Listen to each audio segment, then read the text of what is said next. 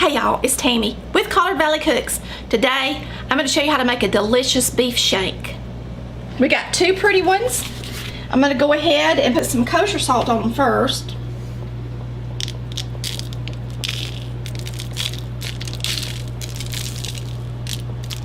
Before you sear your meat, go ahead and make sure that it's been sitting out at least an hour so that it gets close to room temperature.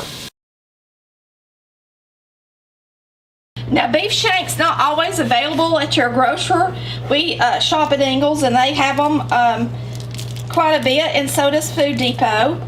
So if you see some, try to pick them up. Now, these are beautiful ones. They're nice and big.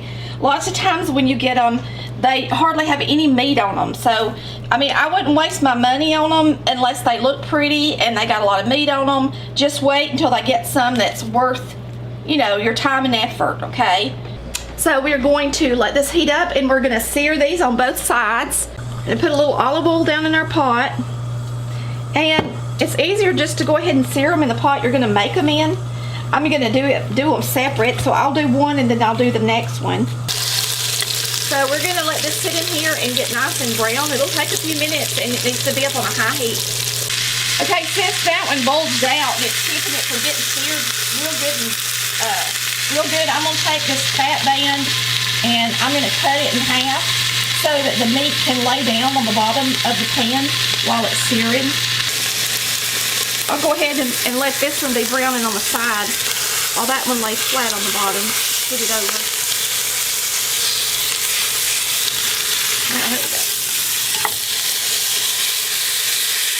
Now, you are going to take some fresh rosemary, some sage. We have it growing out in the yard, which is nice.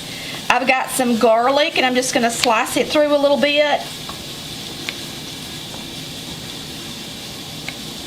I have peeled and chopped, large chop carrot.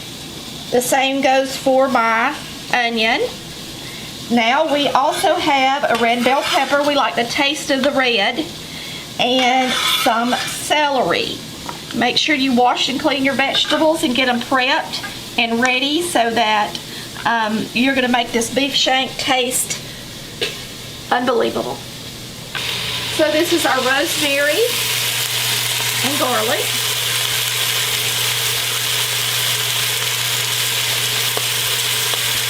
Here's an onion. Red bell pepper and celery. And now we're going to cover it with water. I'm going to bring it over to the sink. I have a stainless steel sink, so I can put it on my sink. Oh, it smells so good. That rosemary and that sage will make all the difference in the world. So if you can get some fresh, if you don't grow it, try to get some at the grocery store. And if you can't, that's fine too. But it does smell so good in here.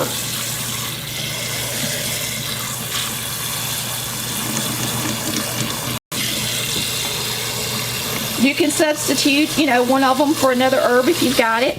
We're going to cover this good with water. Put it back on the stove.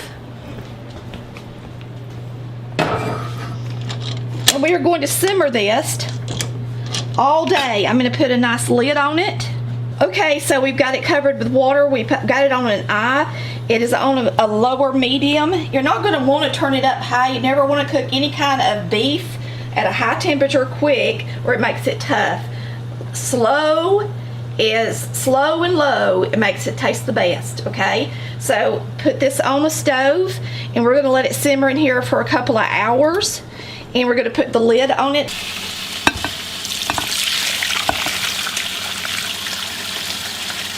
We've got a good bit of broth.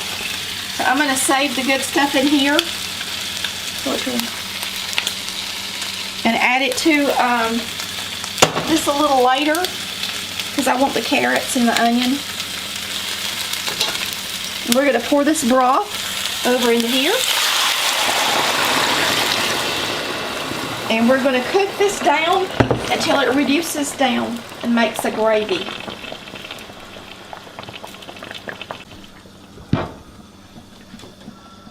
Okay, we're gonna leave that on about medium until it reduces. All right, you can see we're boiling it good. And we're going to cook it like this until it's completely reduced and there's just a nice gravy left in the bottom of the pot. Okay, after it's cooked all the way down, you're going to flip it over. You can see that nice glaze on the bottom of the pan. We're going to add the rest of the broth and do the same thing for this side of the shank as well. You can go ahead and add the rest of your vegetables in here as well.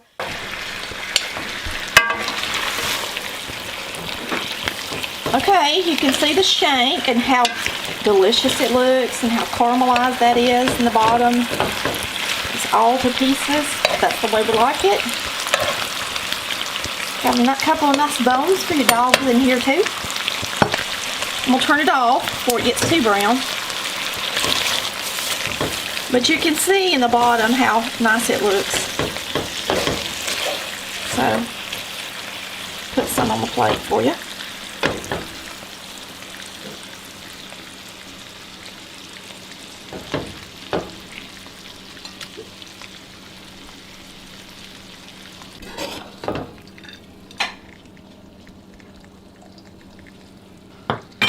All right, let's give it a taste. You can see that it's falling apart done.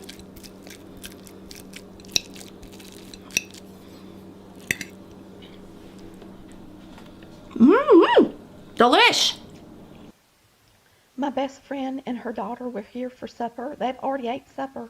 The shank came off the stove and they could not keep their hands out of it. They loved it. They said, "Oh my goodness, why did we eat the other stuff instead of waiting on this?" They ate the whole plate though, and they got so full they were almost sick.